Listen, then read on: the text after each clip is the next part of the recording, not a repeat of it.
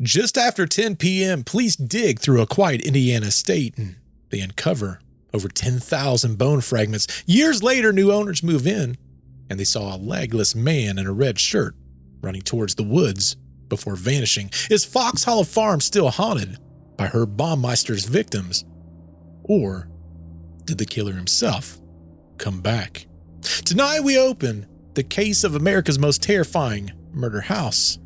Let's retrace the echoes, if you dare.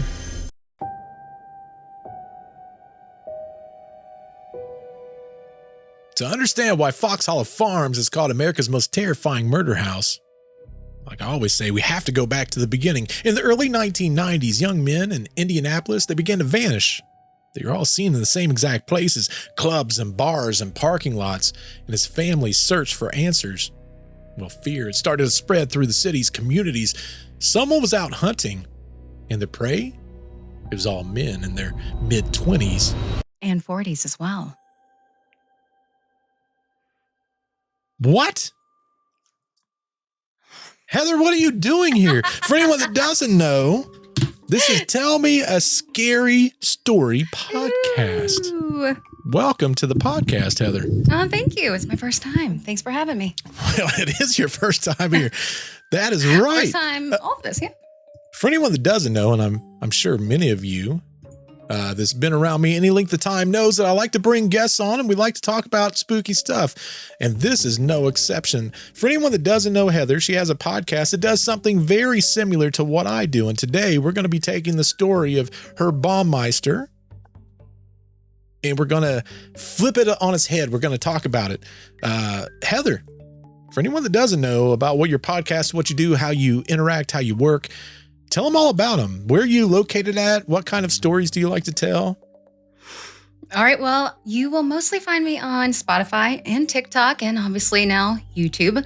I love telling your scary stories. That's my thing. But I also talk about the spooky, the creepy, the cryptids, UFOs, Bigfoot. So I'm all into that. So yeah, that's pretty much like you. Super exciting. Yeah, Super it's fun. exciting. For anyone that doesn't know, just so you're well aware, I do believe in UFOs. Heather does not believe in UFOs. So It's not that I Judge don't however- believe. I don't know if they're about aliens, okay? judge her however y'all want to in the comments down below. But for anyone that doesn't know, in the description down below, as I always do whenever I do these collabs, I'm going to put her channel information in there so you know where to find her at. She's just starting her YouTube channel, and just like what I did with Midnight Spectre, you're going to have to go to her channel for part 2. So you'll see everything that we're going to be talking about here. I'm going to leave you on a cliffhanger because that's what I do, because I'm just a horrible individual. I apologize in advance. But man, we started talking about this story, Heather, and it's quite a story. I think people are going to find it interesting. Yeah. You know that I did a version of this, but there was a few things in there that I wished I would have done differently. So I took that video down probably 6 months ago, 8 months ago. So if you heard this story before, it's going to be vastly different this time around. But I thought it was so interesting. And Heather and I was talking about a story that we could potentially do. And this just kind of caught our fancy. Mm-hmm. But this is one of those stories. And we're going to start from the very, very, very beginning. You know, it's the early 1990s. As I said, kind of in the beginning there, all these young men in Indianapolis, they were completely just gone. Yeah. No one could find them. They had no concept of where it was. But the weird thing was, it was always the same kind of thing. So it was, first off, friends that was noticing that they was no longer around. So these people were vanishing. It was the same victim. Mm-hmm. It was the same area. And it was always a sudden disappearance with no trace of anything. By 1993, it was clear that this was basically a pattern. Yeah. And it was pretty spooky.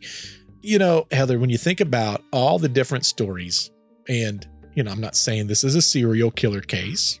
I'm not saying that early on, but it's always amazing to me that this continues to happen time after time after time. And we never jump straight to the conclusion of a serial killer right off the get-go. What do you think that is? That's a good question. I think it's kind of a scary thing to realize that you have possibly a serial killer on your hands. I mean, no one really wants to think about that. You know, you never know who's going to be the next victim. And I also don't think that the police would want to put out that way because, of course, that causes a type of hysteria. So I can see me? why. Mm-hmm. I'm a realist. Okay. If I go to my freezer, one ice cream bar is missing, I go, oh, that's odd. 2 ice cream bars, I start going, man, that's a little weird. By the 3rd ice cream bar, I'm like, someone is serially eating my ice cream bars. And that's how I look at this case, literally. Yeah. People's coming up missing left and right. Now, the interesting thing about all of this was the police, they weren't even connecting the dots in the very beginning. They were just moving at their own pace. They was like, whatever, another missing person. Now, you did bring up something that was kind of interesting when we was off the podcast. There was an epidemic that was occurring around this time frame. Tell the folks what you were talking about there. Well, so during this time, the AIDS epidemic was massive. And so people kind of were, I don't want to put it roughly, dropping like flies. They were just gone. And not many people took that as, oh, someone's been kidnapped or they're missing. They're just probably gone. And yeah, that was the interesting part about this. Yeah, it's kind of spooky because I remember when AIDS was kind of a huge thing. I remember talking about it in school. Oh, yeah. Me too. So, you know, I think people saw that. We are old. I call it old and wise. Old and wise. Okay. I always laugh with Nick. Nick didn't have this. Nick is on my other podcast for anyone that doesn't know, Deceptive Reality, not to plug my other podcast, but it's funny because we talk about here in the States, we used to have a television show called Rescue 911. Oh, yeah. Mm-hmm. He did not have that there.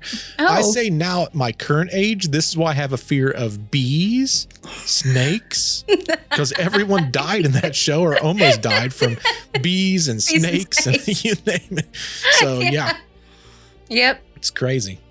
But the other thing in this story is we start to introduce a man by the name of Brian Smart. Now, everyone talked about Brian Smart as being charming. He was always well dressed.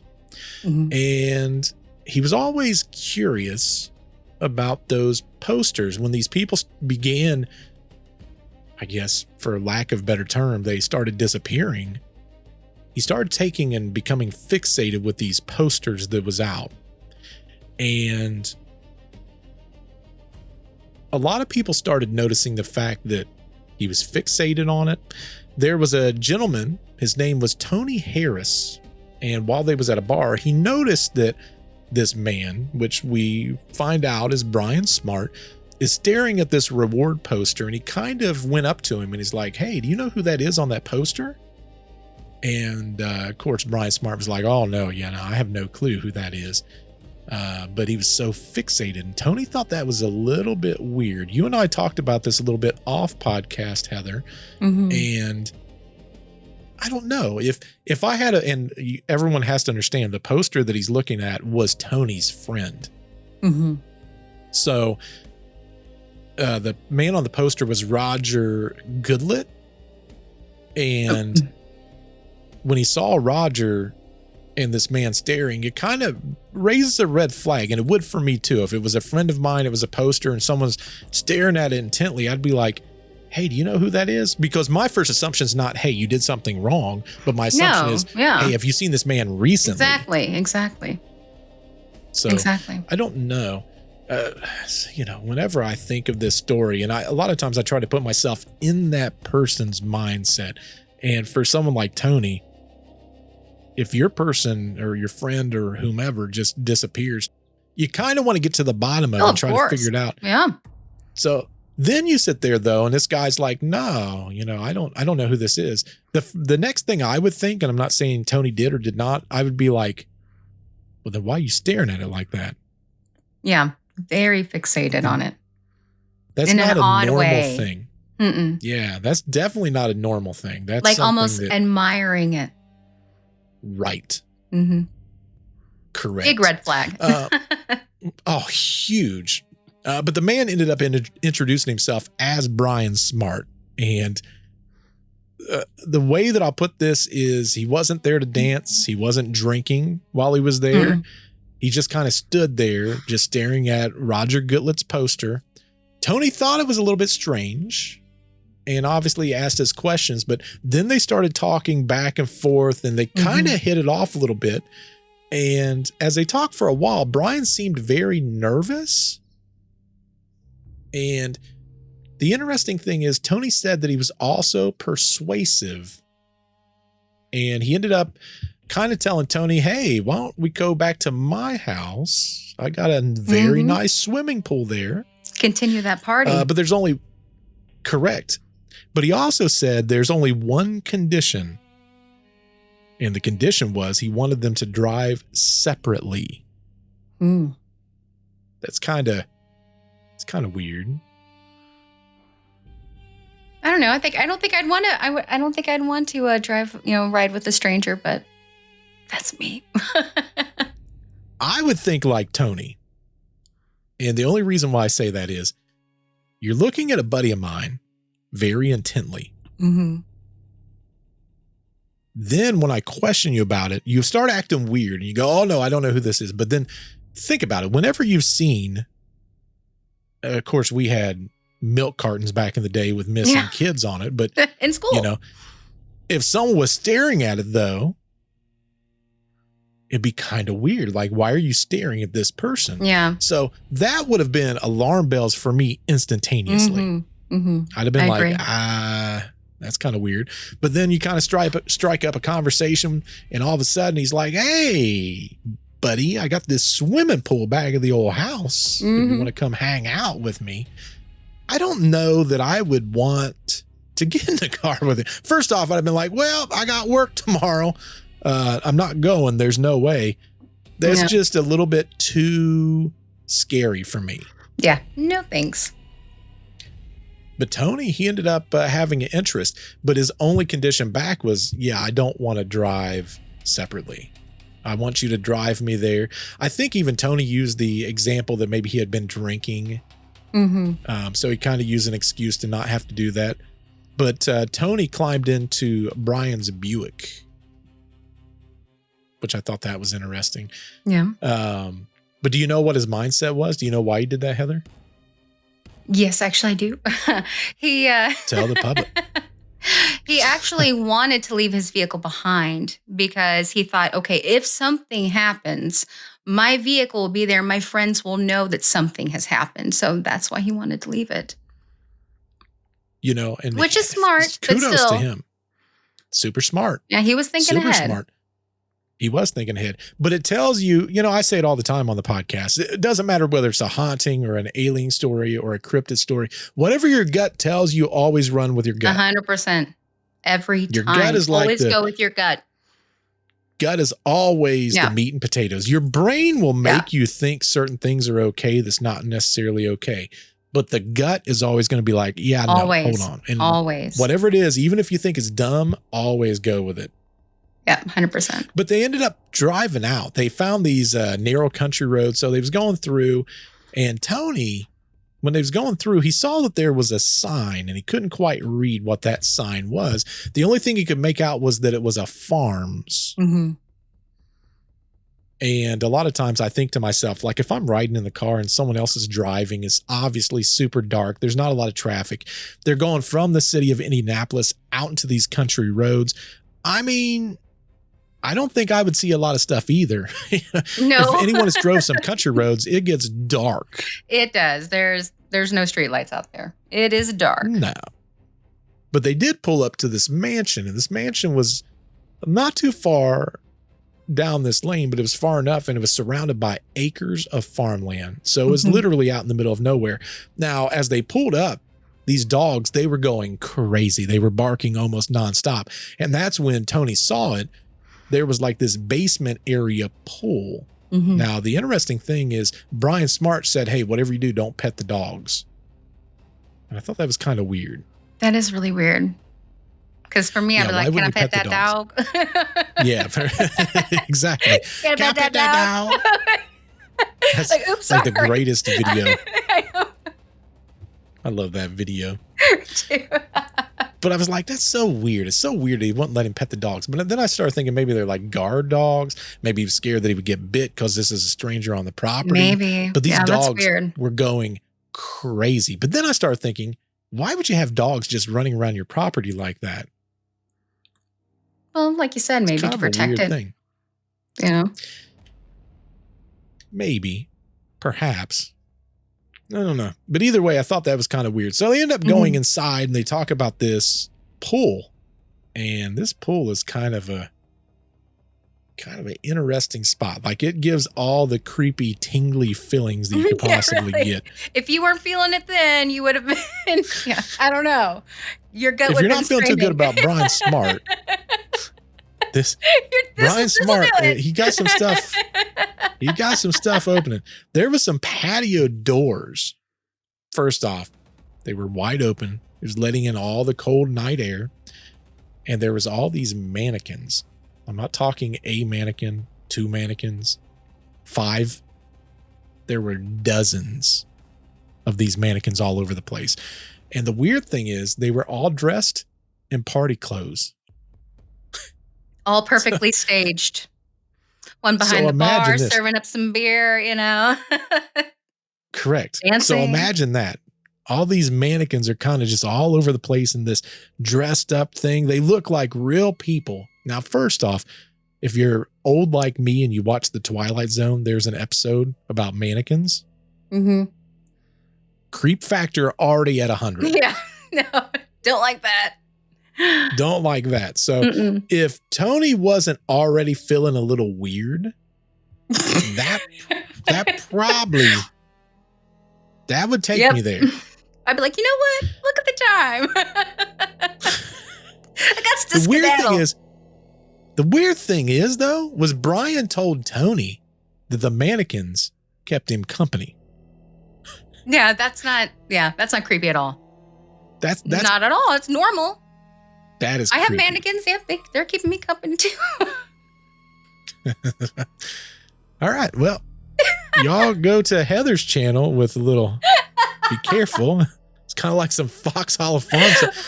Bert has no mannequins, by the way. 0. None. But whatever. It's so normal. Doesn't that for everybody? Okay. So back to the story. That's a creepy level 10 right there. Brian's like, hey, we need you to go into this other room. And when he went over to that other room, it was interesting because he had this little area where he said, hey, you can change into like swim trunks. The first thing I thought was weird was, and maybe I'm reading too far into this, but I'm sitting there going, who just brings random swim trunks with them? Yep. We just keep them in there. Yeah. The spares. So I don't know if maybe he had like some swim trunks in there. Clearly Tony just didn't have some. I mean, maybe he did, but maybe he went to the club and thought I better pack my swim trunks. Because you never know. Might be the swim party tonight. Yeah. It's kind of weird. I always thought that part of the story was a little bit weird, but it is. Whatever. Either way, it's weird. He had it ready. Oh yeah. I mean, it was like, prepare yourself, listeners. It was almost like Brian was preparing something. Like he went to that bar with a plan, if you get what I'm saying. Wink, wink, nod, nod. You know what I'm saying? But Brian, he had this entire thing kind of orchestrated, and Tony ended up coming out of the area. And when he came back, Brian was already in the swimming pool. Brian was already ready. He was already like, hey, come on in. The water's nice. Yeah. One thing that was said in the story was because that cold air was coming in, those patio doors, and the water was so warm that it caused almost like this fog sensation. Yeah. Now, if the guy looking at your buddy that disappeared is not creepy, number 1. Number 2, if you don't walk into this area full of mannequins dressed up like party people from the Twilight Zone episode, and then you change into swim trunks that you didn't know that you needed, and you come out and there's fog literally around the area that he's leaning back like, hey, the water's nice. Come on in. Come on in. I'm sorry. I'm sorry. We're done. I'm going to say this, and I don't mean this in a disparaging way. That is how every white person in dead movies, horror movies, die. Exactly. And I was literally talking to Nick about this. I think it was like 2 podcasts ago. There's like this loud noise in a forest. Who goes and it's first? always the Who white goes person first? like, always. golly gee, guys, I thought I heard something in the woods over there. We should go investigate. What was Bert that? would never investigate ever. Me I'd be like, go neither. check it out. Let me know. Bye. I can't go, first off. Okay. Heather's talking to her mannequins. That's Figured right. I'll come back. Good conversation. Sorry. But I'm like, no, first off, I would have never made it to this point, but Tony did. And he jumped into the water. And this is like a creepy factor 10. Brian told Tony, want to see a neat little trick? Nope. This was not a pull by finger. Yeah, this is not, I mean, it's pull on something here in a couple of minutes. Because wink, wink. yeah, wink, wink, nod, nod. Because we're about to introduce a pull hose, and there's going to be some pulling going on. Tony was like, "Yeah, show me a trick." This guy, literally, I'm sorry, Tony, if you're listening to this. Wow, my guy. He's like, "Sure, yeah, show me a trick." So he talks about, can't make this up. He talks about this thing where you will get more enjoyment of asphyxiation. So he wraps this pull hose around Tony's neck and he starts to tighten it. Mm. Tony notices that there's these dots, these red dots, and he's starting to get that collapse in of his sight. Yeah, everything's closing in. Mm-hmm. Tony all of a sudden starts coming to the realization, oh, this might be bad. Right. Maybe. You know, If this could be as bad. though all these other signs weren't enough. This was the moment where he's like, well, this guy might be trying to kill me now. That's right. Oh, my bad. So Tony, he doesn't panic, but he's like, I got to think of a way out of this. Mhm. So he goes completely limp. His eyes roll back and he pretends to pass out in the water. Which was smart. No, which is smart. Mhm. Okay. I don't know that I would have thought of that, Always play dead. but not always. Grizzly bears, you're a snack. Okay. You're a snack. No, maybe it's with black bear. You play dead. Not grizzly bears. Grizzly bears don't care if you play dead. They will eat something dead. They'll be like, well, this is easy. Okay. Perfect. Oops, sorry. Perfect. Yeah, exactly. Thanks. So he doesn't panic. He just pretends like he passes out. He goes limp. Well, Brian's like, yep, got him. He Like a loosens grizzly his bear. grip. Exactly. I got him. Got him. This one dead. This one dead as can be. As soon as he loosens up, Tony's like, gotcha. He opens his eyes, stares at him. He says, it's you. It's you, Brian. You're the one that's hurting all these people. That's right. And of course, Brian's like, no, I'm not. Me? Not me. That's crazy talk. Okay. It just seems like I'm trying to kill you, that I might be a serial killer. But Tony, he knows he doesn't have his car. He's now stuck in the middle of nowhere. He's already almost died once. But he thinks to himself, you know what? We're just going to party the night away. Mm-hmm. And I'm going to see if Brian will maybe just take me back to my car tomorrow. So they ended up partying. And what he told Brian is, hey, maybe tomorrow night I can come back and we can do this again. Mm-hmm. He went into Brian's survival like, mode. okay. Yeah, exactly. So Brian's like, okay, yeah, that sounds cool. First off, horrible move if you're a serial killer. Okay. No one can survive. That's right. Watch Friday the 13th and you'll understand. That's right. No one survives. you don't leave loose ends. Just close them up. Never. Correct. Not that I would know anything about that. Nor does her mannequins. That's right. So he ends They know up nothing. taking. They don't talk. Only to me. Well, it's good to know that they're not talking to you. That's good. So he ends up taking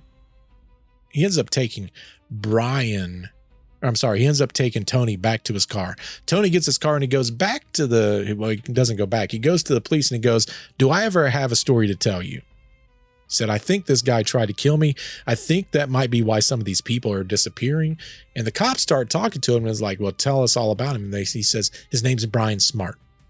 Mm-hmm. They start clicking on the database. No Brian Smart comes up.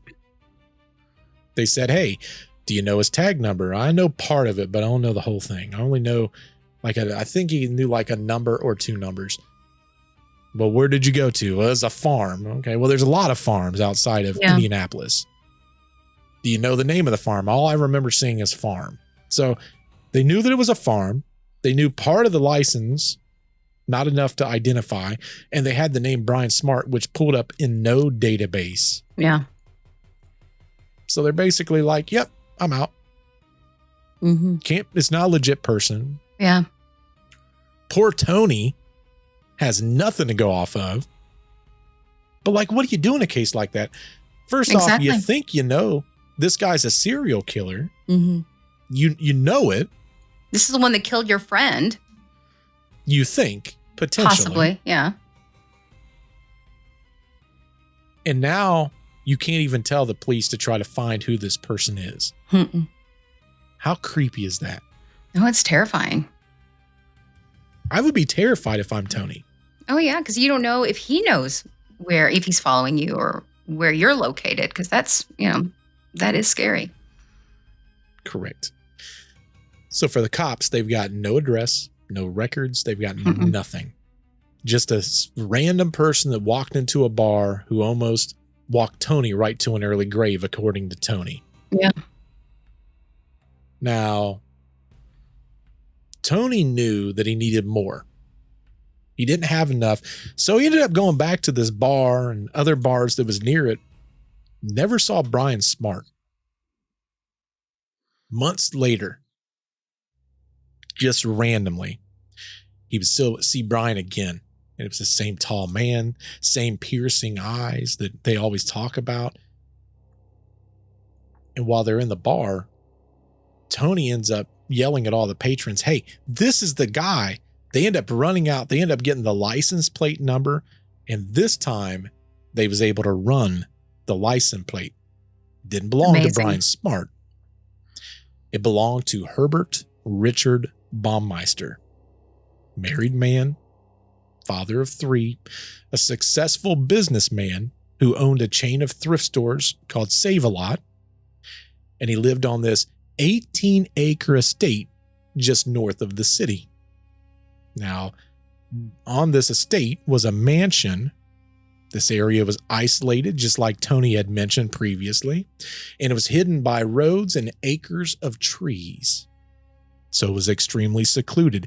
If you were a serial killer, perfect location. Mm-hmm. Now, when they looked at where he lived, the name of the place, Fox Hollow Farm. So now we have the location. Yeah. We know that this person is the person. Now this place would become the absolute beginning spot of police trying to figure out who, what, when, why, and how. So you know a lot of the story, Heather. You've seen a lot of things on it. The police, obviously, they went there and they're trying to figure out, we need to get on this property. We need to figure out what's going on. We have to see if there's a way, potentially, of trying to drag this on to pull at some of these strings like we talked about earlier and try to see, is this a legit claim? Yeah. But what they're noticing is that the two parallels when he was there first and now they're starting to piece together of Herb Baumeister together was clearly the same place. So they go to the house and Julie's there. Now, Julie is Herb Baumeister's wife. They've got 2 children. Mhm.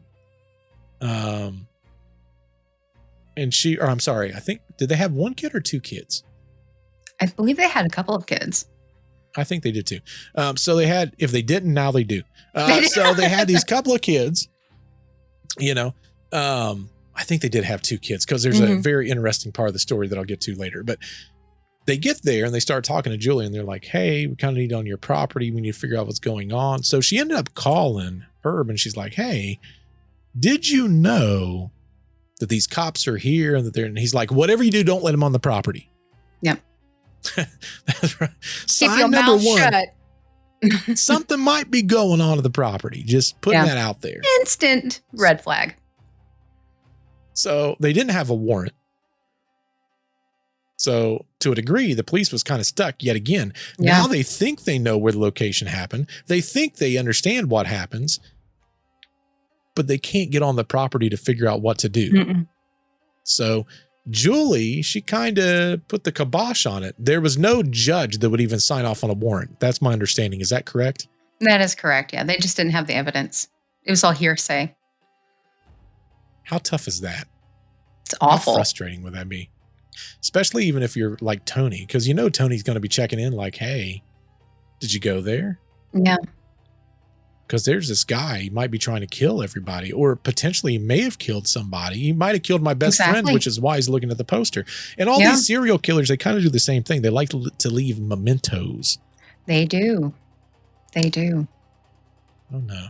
Kind of creepy. So anyway, they couldn't get on this property. And the whole story with Julie and with Herb was kind of weird anyway. One of the interesting things that I found the first time that I did my podcast is the fact that to consummate their marriage, they only did that 6 times their entire marriage. And all 6 of the times, Herb made sure that all the lights was on, and also Julie would have to cover her eyes because he did not want her to see him naked. That is so strange. It's very so weird. much like so. That's like when you get serial killers, they're so eccentric and they're so weird that you're like, why are you doing that? Like, what's the point? Now, because I want to know how that, thought process went with her. Like, is there a reason you don't want me to see you? Like, are you just really self-conscious? Like, what is it? Because you have to rationalize it, you have to be like, okay, well, childhood or just, like I said, self-conscious. What is it?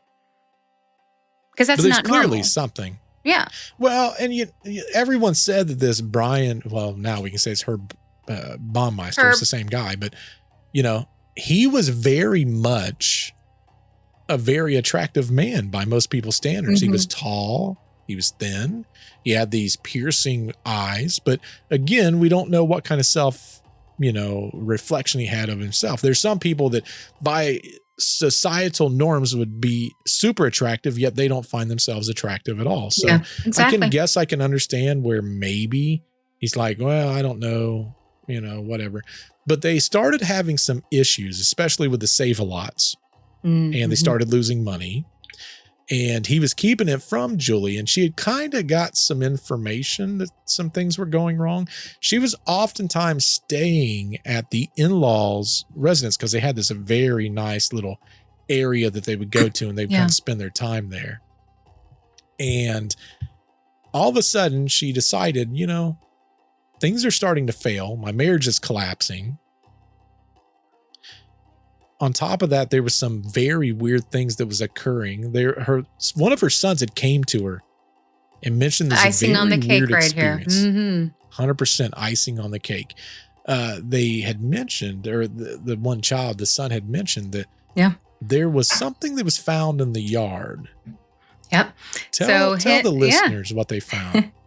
So their son, and actually had a friend over that time. They were out playing in the woods, being kids. And so he goes out there and comes back with something on the stick. He's like, Mom, look. Goes up there, and lo and behold, it is a skull. A human skull, not an animal, a human skull. And at that time, she was like, oh, okay, well, here, give me that and just go on. And didn't say anything more to the kids. But later she brought it up to Baumeister and said, "Hey, the kids found this. Should we call the police?" Like, no. That's my dad's. That's, he's a doctor. And, he had this stuff laying around. So I just thought I'd go and bury it. Do the proper thing. Yeah. That's a creepy factor 10 right there. I don't know that I would have accepted that as an answer. I kind of wonder if she did, though. If she's like, okay, or did that stay in the back of her mind? The interesting thing about all of these serial killers, at least the interesting ones, with the exception of like a Jeffrey Dahmer or someone like that, I always find it interesting. Why can I not think of the serial killer's name? He was married. His wife had no inkling that he was a serial killer. It's like they live a double life. Here's the way I think of it. Yeah, it's like they have a double life, but the weird thing is it's almost like they're two different people. Mm-hmm. It's really common with sociopaths as well. They can separate it. There's no feeling. There's no remorse. There's nothing. They can completely cut that off. They can be one person, happy, go lucky, perfect. Just like Baumeister, he went to church. He was active in the community. He was doing all this and that. But underneath it all, the flip side was something completely darker. That's such a creepy thought process. Mm-hmm. I'll never understand how someone can be like that. I take things too personal. I can't either. Exactly. But I don't know. I guess we're not serial killers. No, I can go down that rabbit hole real easy. It's interesting. The mind behind the madness is very interesting. You heard it here, folks. Heather says she can go down the avenue of becoming a serial killer. You heard it here first. No, not becoming a serial killer. Please don't come after me. She already has mannequins, folks. So the wife ends up calling this detective, Mary Wilson, and she's like, "Hey, kind of thought maybe I should bring this up. I know that y'all was over at the house. My husband and my son is out. Come over to the house. I want you guys to look. I want you guys to try to find something." So June 24th of 1996, search teams, they went to the actual estate and they started searching. And at first, I thought this was such a creepy description. When they was walking around, they was kicking these little pebbles that was in the grass. They were like, "Man, why is there so many of these little pebbles in the grass?" And when they started looking, the pebbles, they weren't pebbles at all. They were teeth. So what they were kicking was fragments of human bone and teeth. Mm-hmm. Within hours, they found some more pieces. There was charred pieces in the pit. They found skulls, spines, and fragments everywhere. All over the entire. By the end of the week, they said they had found and unearthed more than 10,000 pieces of human remains. Now, that was enough to account for at least 11 bodies, but maybe all the way up to 25. Mm-hmm. What an insane thing. Think about it. You're going there and you're thinking there's this guy, he's being kind of weird. This other guy had this issue. He didn't know how to necessarily handle it. Now the wife's giving us the okay. We're going to the property. And you just unmask graves to the point to where there's between 11. I mean, literally everywhere. There's a cop that said there was apparently water that was coming up. And when it was coming up, these bones was coming up with it. And the police officer said that they would watch bone fragments going down. Oh my gosh. The drainage as things was happening. So, we always talk about all the scary movies and the horror movies. This, in my opinion, is scarier than any horror movie that you could possibly watch. 100%. It's real. Absolutely real. There's got to be something wrong in your brain that you can walk over fragments of people that you have crushed down into gravel on your property, that you can have over 10,000 bones out, and be completely fine. Correct. Well, the other thing that no one typically talks about is these serial killers, they have a pattern. They've done things typically that people could point to and go, you know what? I think something is up with that person. One of the interesting things about Herb Baumeister, obviously we've been talking about Brian Smart. I didn't go into the history of Herb, but Herb as a kid was a very eccentric young lad. Like he was, one of the stories that was told about him was that he had found this dead crow on the road on his way to school. He picked up the dead crow and he put it in his pocket. And later he would put it on his teacher's desk. And that was the first sign that something was up. Yeah. Because again, I don't think a typical kid would grab a dead animal, put it in their pocket, and then put it on the teacher. That's a very absurd thing to hear. But a lot of times with these serial killers, they have no remorse for anything that's dead. No, they don't. So I don't know. I thought it was kind of weird. It would also be weird the fact that if you're married to him, your backyard is literally a graveyard now. Can you imagine? I can't. Can't. So the police, they find all of these remains, and then Julie files for divorce. Now, his name is basically being whispered all over Indiana. Word is traveling quick. Brian, it's on the news, everything. His son ends up coming back, and Brian is now on the run. He's rolling. He's not staying. He ends up draining all the bank accounts. He told his family, I just need a break. Has nothing to do with anything that's happening at the house. I just need a break. Nothing. And he ends up driving north across the border into Canada. Nick, if you're listening to this is now your people. It's all you, Nick. It's on It's you all now. you. Has nothing to do with America. That's where he decided to go. But for over a week, he lived basically like a fugitive. He was alone in his car. He was moving from place to place. And an interesting thing is in his car, he was also carrying some luggage. And part of that luggage was a stack of videotapes. And those videotapes, there was a lot of speculation that was going on. There was these campers on July 3rd. They was preparing for the July 4th holiday in 1996. And as they was going through, they had noticed that there was a man that was now deceased. And the thought was that he unsubscribed from life. They found a .357 Magnum revolver beside him. He had a gunshot wound to the head. He was obviously dead at 49. It's only 49.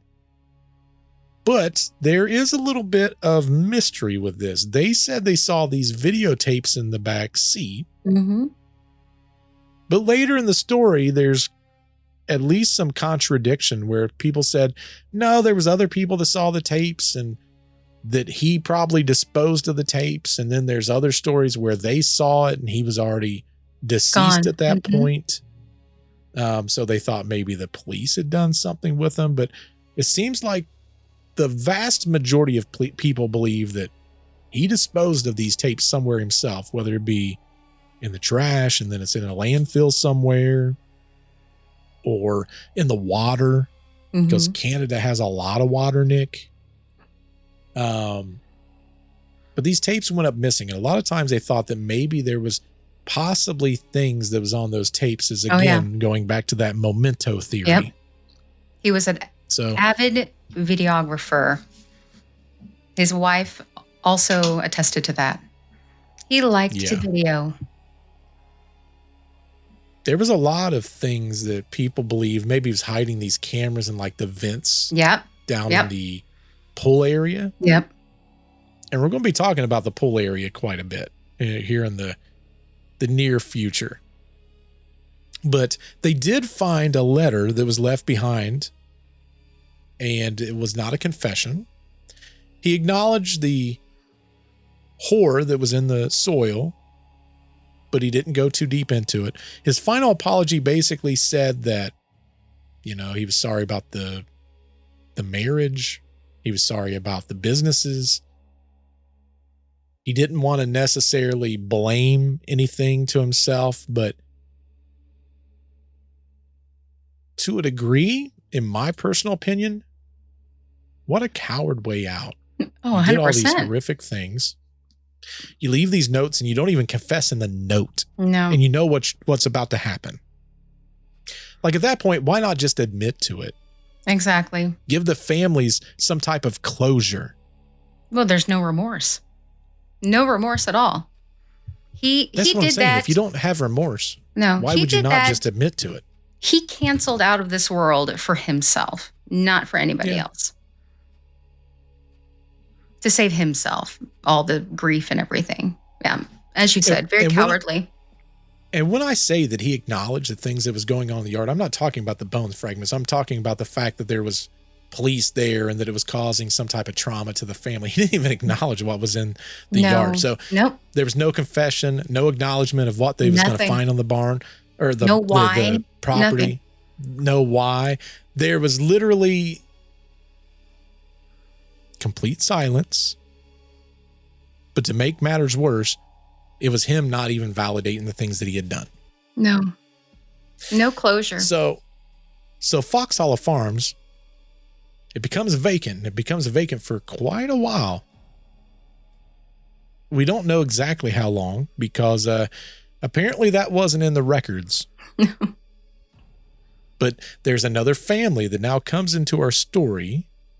And they're looking for a nice place. It's Rob and Vicki Graves. They're looking for the most superior place because, again, I'm a haunting podcast and paranormal channel. We're not a murder mystery over here. So, a lot of people, they might be like, Bert, why are you telling me about these murders and stuff? There's a reason for everything. Mm-hmm. And we're going to find out from our friends here, Rob and Vicki, what we're talking about. So they end up finding this property in this like super cheap, right? It's always the cheap properties. It's always the cheap properties. Always the cheap property. 100%. It's either ghosts or murders. You looking for a mansion? Exactly. You looking for a mansion? Got it. Looking for a whole bunch of acres? Got it. Looking for a secluded place? Got it. Looking for some dead bodies? Got it. So they end up going and they're checking out this property. They're like, this is perfect. Perfect for the boys. Perfect for us. Super cheap. So they talk to the realtor and they're like, just out of curiosity, got to know. Property seems kind of cheap. Realtor goes, I know. This is great. Listen, hey, and on top of it, this is owned by an investment company and they want to get rid of it quick. They've been sitting on it for a while. Wonder why. Yeah. But they want to get rid of it quick. They said, can we ask why? So he tells the story of Herbert Baumeister. Now, the interesting thing about Rob and Vicki, they're somewhat looking at this like an opportunity because they don't believe in ghosts. They don't believe in spirits. All they see is it's a cheap property. Was there a whole bunch of dead people? Yeah, but whatever. That's all been cleaned up to the best of their acknowledgement. Mm-hmm. They just continue on and life is great until it wasn't. So they end up buying and getting to this dream home. And I always say, people always ask me, what was the first thing that happened that tipped them off on the haunting? And that was from Vicki. So Vicki, she's vacuuming around this indoor pool. You'll probably remember that from earlier in the story and what happened in those pools. So Vicki, she's vacuuming. First off, that sounds scary to me. I would never have a vacuum near open water, but you do your thing, Vicki. Whatever. She's vacuuming up gravel. Now, what did we talk about earlier about that gravel? Yeah, that's true. Just saying. That's valid. That is valid. Creepy. A little creepy. Mm-hmm. But the vacuum keeps turning off and she's like, what the heck? So she looks over and the cord's just pulled out. So at first she thought she was just pulling it out as she was moving the vacuum around. I've done that myself. I've done that 1,000 times. Mm-hmm. Ends up plugging the vacuum back in, goes back, starts vacuuming, yoink, happens again. So she starts going back and then she's watching because she's trying to figure out what's causing this vacuum cord because I don't feel like I'm pulling it hard enough. And as she's watching it, she watches the cord pull out and then drop down, not wiggle straight down. It pulls out from the wall and then drops straight down. Now, the way gravity works, that's not normal, folks. Okay, gravity doesn't do this. But she watched it jerk out not once, not twice, but 3 times. So from that moment on, the house felt different. Now, I'm not sure what people's opinions are. I have my own opinions about the paranormal, but I believe once you become scared of something, you start breathing life into something. Yeah. Fear manifests a lot. 100%. And I think that kind of contributed into this situation. So now the house has a different vibe. There's footsteps in empty halls. There's cold spots appearing out of nowhere. And everyone in the house always felt like something was just kind of looking at them from some angle, and they could never figure out who or why. But they decided to carry on, right? It's a part of it's in your head. I think we all think that to a degree. And life can get in the way, and you can forget about those things pretty easily. Life throws some curveballs, folks. It happens. So they end up doing this, and then Rob decides he wants to start painting this area. So he goes and paints, and then Vicky's kind of on her own. She goes out one evening. It was actually afternoon, I think. It was earlier in the day. She goes out one afternoon and she's looking towards the tree line. He's got these beautiful tree lines all over the property. And she saw what she thought was someone kind of over on the tree line. Now, this was not unusual. Again, this was a serial killer's house. So you got younger kids. They're daring each other. They're hitting each other on the shoulder. They go, hey, I dare you to go up to that house. Right. But Herbert Baumeister's looking at you from the window. Dun, dun, dun. We all do that. Oh, yeah. Exactly. Dun, dun, dun. So there's this creepy moment where she's like, this is just someone intruding on my property. Like, this has happened so many times. She's so used to it. But she starts fixating because the shirt was bright red and it stood out against that tree line.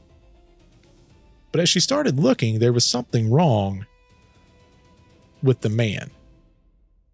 At first, she saw that it was a bright red t-shirt and kind of saw some jeans.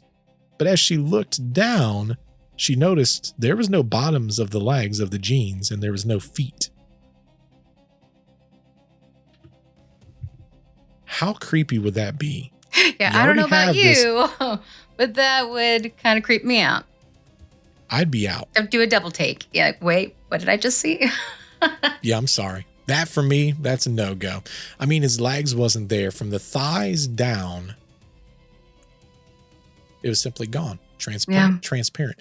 You know, we talk about hauntings all the time. I've shared mine on my podcast. The very first time I saw an entity in my house, it looked like me and it looked like you that are here today. So I hear these stories and I feel like a lot of it's Hollywood. You know, these, they're transparent. You can see through them. You can see this. You can see that. Yeah. I've never had that experience, so it's hard for me to understand that exact experience. So to hear this kind of thing, I go, okay, well, that's kind of weird. It's a little different.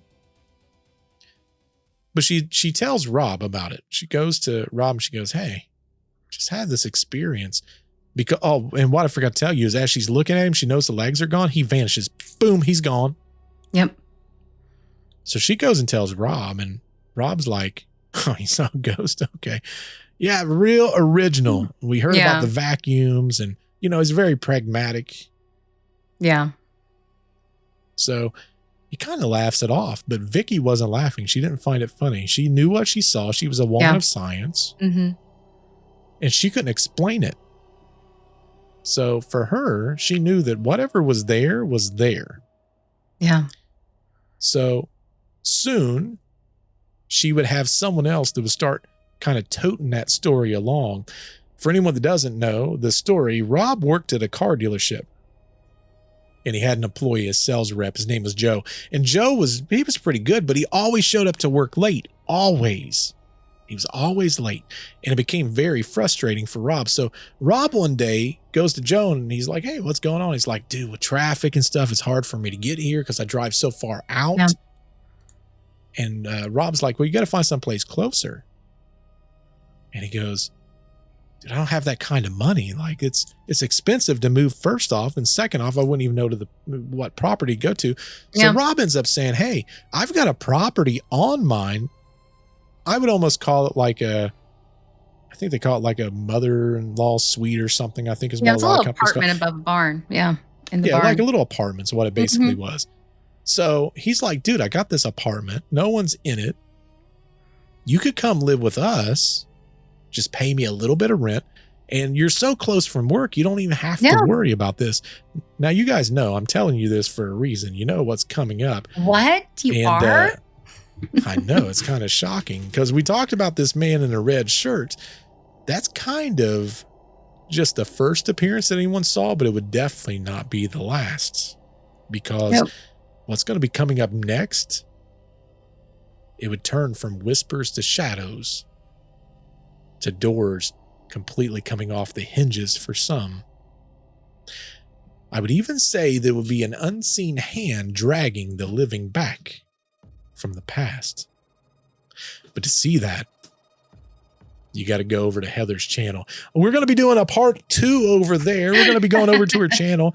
If you want to know what happens to Mr. Joe, if you want to know what happens to Rob and Vicki, you're going to have to go over there. So in the description down below, again, what you're going to do is you're going to click on her YouTube channel. Do me a favor while you're there, hit the subscribe button. If you're interested in the paranormal, and she kind of teeters into different areas, I'd say that she kind of likes the spooky missing people stuff a little bit too. And murders and stuff. I don't know. It's stuff I avoid. So definitely some things above and beyond what I typically do. Go check out her channel for this part 2. Hit the subscribe button and let's get her channel started. She just started on YouTube. I'm trying to help her out on the YouTube machine. So do me a favor, hit subscribe for her. But until we see you in the next podcast, goodbye. Heather, what do you got to say? Close them out. Stay spooky. There you go.